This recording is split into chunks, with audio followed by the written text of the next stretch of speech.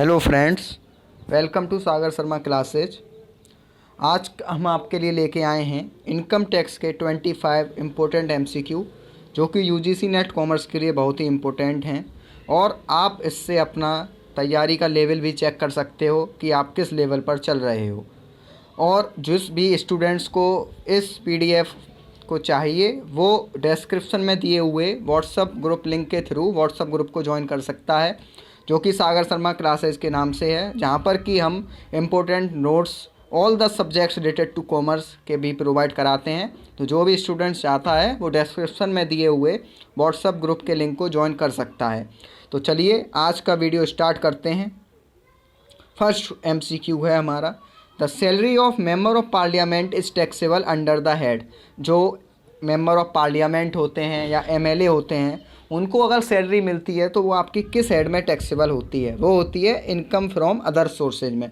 वो आपकी normal salary head में टैक्सेबल नहीं होती है। नेक्स्ट क्वेश्चन है, under section 15 of income tax act the salary due in previous years and even if it is not received is.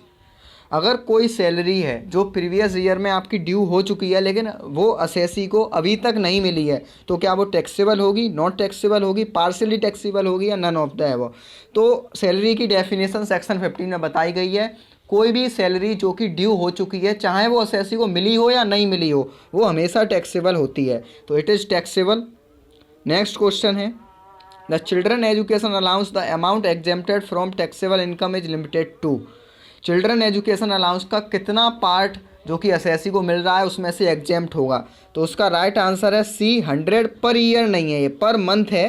Per month पर child up to 2 children, 2 बच्चों तक उसको 100 per month पर child की exemptions मिलती है। Next question, deduction under section 80C to 80U can not exceed. जो भी टोटल डिडक्शन होंगी 80C से 82U तक लेकर, वो आपकी कभी भी ग्रॉस टोटल इनकम से ज़्यादा नहीं हो सकती हैं। तो इसका राइट आंसर है A, gross total income. Next question, for computation for income tax liability for individual the education cess is. Education cess is अब आपका कितना लगता है? 4%। टैक्स पर 4% एजुकेशन सेस देना पड़ता है एसएससी को।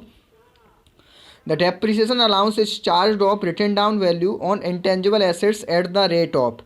जो डेप्रिसिएशन अलाउंस होता है या डेप्रिसिएशन लगता है वो आपका किस रेट पर लगता है? इंटेंजिबल एसेट्स पे 25%। A is the right answer. Next question, the income charge under the head business और प्रोफेशन। ये आपके सामने 3 इनकम दी गई हैं, आपको बताना है क्या ये तीनों ही इनकम बिजनेस और प्रोफेशन में चार्ज होती हैं? The profit and gain of any business और प्रोफेशन विच वाज, ये भी ठीक है। Export incentives available to the exporters, ये भी इसमें होता है। एनी कंपनसेशन और अदर पेमेंट ड्यू टू और रिसीव्ड बाय एनी पर्सन, ये भी है। तो all of the above, D is the right answer. Next question, the deduction of life insurance premium contribution to provident fund etcetera will be is done. सबसे पहला जो deduction का section होता है 80C, वो आपका संबंधित होता है लाइफ इंश्योरेंस प्रीमियम से या कंट्रीब्यूशन से प्रोविडेंट फंड के। तो right answer is a, section 80C। Next question, which of the following is covered under section 80D of the income tax act. अभी हमने सेक्शन 80C की बात की थी जो का आपका लाइफ इंश्योरेंस प्रीमियम और प्रोविडेंट फंड से होता है, और 80D होता है मेडिकल इंश्योरेंस प्रीमियम से। अगर कोई भी एसएससी है जो अपने स्पाउस का या अपने डिपेंडेंट का किसी का भी मेडिकल इंश्योरेंस प्रीमियम देता है तो उसकी डिडक्शन उसको 80D में मिलती है। Next question, the deduction available under section 80QQB in respect of royalty income of author shall not exceed. ये 80QQB में जो भी ऑथर्स होते हैं जो बुक्स लिखते हैं वो अपनी रॉयल्टी उनको रिसीव होती है, तो उसकी मैक्सिमम एग्जामिनेशन लिमिट क्या होती है? 3 लाख रुपए। C is the right answer. Next question, clubbing of income means, what is the meaning of clubbing? Clubbing का मतलब होता है inclusion of income of other person in assessee income. B is the right answer. इसको हम example से समझते हैं, जैसे कोई माइनर चाइल्ड है, वो उसकी अपनी खुद से इनकम हो रही है, वो ट्यूशन्स पढ़ा रहा है, तो वो माइनर चाइल्ड की इनकम में टैक्सेबल नहीं होगा, वो उसकी पेरेंट्स की इनकम में। हम जो भी माइनर ने इनकम अर्न की है उसको हम पेरेंट्स की इनकम में क्लब कर देंगे, ये होता है clubbing of income. Next question है, mister Sharma contributed to a political party, he can avail deduction under.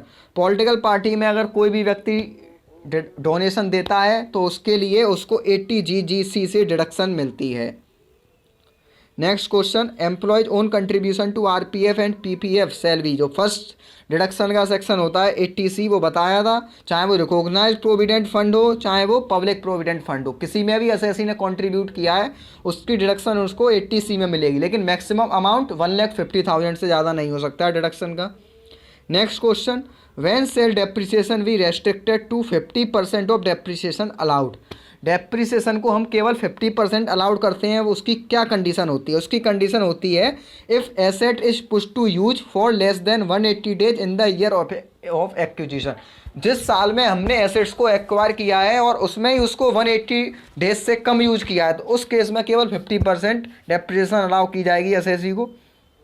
Maximum deduction allowed under section 80 TTA, 80 TTA किससे संबंधित होता है? पहले तो ये जानते हैं, ये संबंधित होता है interest on saving bank account, जो भी एसएससी को इंटरेस्ट मिल रही है सेविंग बैंक अकाउंट से, उसकी मैक्सिमम डिडक्शन पर ईयर है, पर एनम है 10,000 पर एनम, तो उसको ये is the right answer. Next, for claiming deduction under section 80C in respect of life insurance premium, premium can be paid by SSC, premium वो किसके लिए कर सकता है? अपने खुद के लिए भी कर सकता है, स्पाउस के लिए भी कर सकता है, और एनी चाइल्ड, जो भी उसका कोई भी चाइल्ड है उसके लिए भी कर सकता है, तो इस केस में D is the right answer. Next, guest lecture remuneration is taxable under which head of income, मान लीजिए आपके कॉलेज में कोई गेस्ट लेक्चर देने आया, उसको आपके कॉलेज वालों ने कुछ रेम्यूनरेशन दिया, तो वो किस हेड में टैक्सेबल होगा? वो अदर सोर्सेज में टैक्सेबल होगा, क्योंकि वो उसकी कोई रेगुलर इनकम नहीं है। Next, for claiming exemption under section 54B the new agriculture land should be purchase, ये एग्जेम्पशंस ऑफ कैपिटल गेंस का सेक्शन होता है 54, जिसमें बहुत सी एग्जेम्पशंस हैं 54A, B, C, तो 54B पूछ रहा है वो किससे संबंधित है, और वो एग्रीकल्चर लैंड से संबंधित है, लेकिन वो एसएससी को कब मिलेगी? Within 2 years of the date of transfer, जब एसएससी ने एग्रीकल्चर लैंड को ट्रांसफ़र कर दिया, लेकिन उसके 2 साल के अंदर ही अंदर उसने कोई न्यू एग्रीकल्चर लैंड परचेज की हो, जब उसको ये 54B वाली एग्जेम्पशन मिलेगी। Next, for claiming exemption under section 54 SSC should transfer, अब ये सेक्शन 54 में आपको एग्जेम्पशन मिलती है एसएससी को, अगर वो कोई हाउस प्रॉपर्टी ट्रांसफ़र करता है, तो वो हाउस प्रॉपर्टी आपकी कौन सी हो सकती है? Residential, self occupied, a let out residential, vacant house, या एनी ऑफ द अबव, किसी भी प्रकार की प्रॉपर्टी हो चाहे, लेकिन वो रेसिडेंशियल होनी चाहिए बस, तो ये any of the above is the right answer. Under capital gains head of the income tax act the income from sale of household furniture, अब ये बहुत इंपॉर्टेंट क्वेश्चन है कि हाउस होल्ड फर्नीचर से अगर आपने कोई सेल की और वो आपकी एग्जेम्प्ट इनकम होगी या टैक्सेबल इनकम होगी, तो वो एग्जेम्प्ट इनकम होगी, क्योंकि हाउस होल्ड फर्नीचर कोई कैपिटल एसेट नहीं है, इस वजह से जो भी आपको इससे सेल मिलेगी वो एग्जेम्प्टेड इनकम में काउंट की जाएगी। Next, under the income tax act 1961 unabsorbed depreciation can be carried forward for set of purpose, unabsorbed depreciation क्या होता है पहले तो ये जानते हैं, इसको एक एग्जांपल से समझते हैं। मान लीजिए कंपनी के प्रॉफिट हुए 18,000 किसी साल में, और उसकी डेप्रिसिएशन टोटल हो रही है 20,000 की, तो कंपनी केवल यहाँ 18,000 डेप्रिसिएशन को ही सेट ऑफ कर पा रही है, तो जो 2,000 का प्रॉफिट रह गया वो आपका 2,000 का डेप्रिसिएशन रह गया, सॉरी, वो अनएब्जॉर्ब्ड डेप्रिसिएशन है, जिसको कंपनी फॉर अनस्पेसिफाइड पीरियड के लिए भी सेट ऑफ कर सकती है, कैरी फॉरवर्ड कर सकती है। नेक्स्ट, ये मैचिंग है, आपको मैचिंग करनी है इसमें। टैक्स प्लानिंग का इसमें सीधा संबंध है तीसरे से, availing deduction under chapter 6A of IT act, यहाँ पर हम 80C टू 80U डिडक्शन की बात करें तो टैक्स प्लानिंग का पार्ट है। टैक्स अवॉइडेंस क्या होता है? Miss interpreting the provision of the IT act, अगर हम IT एक्ट के जो प्रोविजंस हैं उनको मिस इंटरप्रेट कर रहे हैं तो वो टैक्स अवॉइडेंस है। टैक्स इवेजन क्या है? टैक्स इवेजन है अंडर स्टेटमेंट ऑफ इनकम, अगर आप अपनी इनकम को कम दिखा रहे हैं तो वो टैक्स इवेजन, टैक्स की चोरी करने की आपकी प्रयास है। टैक्स एडमिनिस्ट्रेशन है making suitable arrangement of TDS,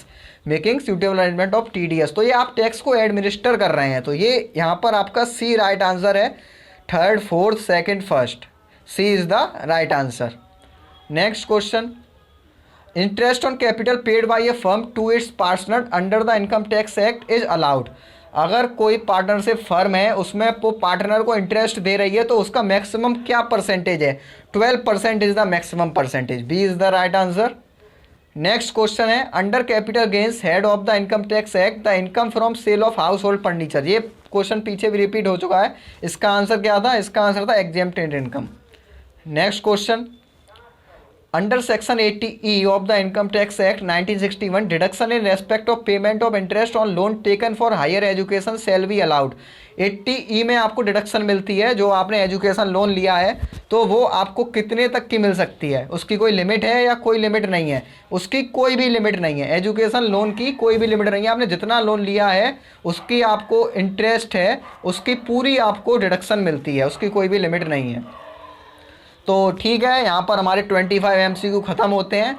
आशा करता हूँ कि आपको वीडियो पसंद आया हो और आपके लिए हेल्पफुल रहा होगा। आपको ये वीडियो पसंद आया हो तो इस वीडियो को कमेंट करके और लाइक करके ज़रूर बताएं। धन्यवाद।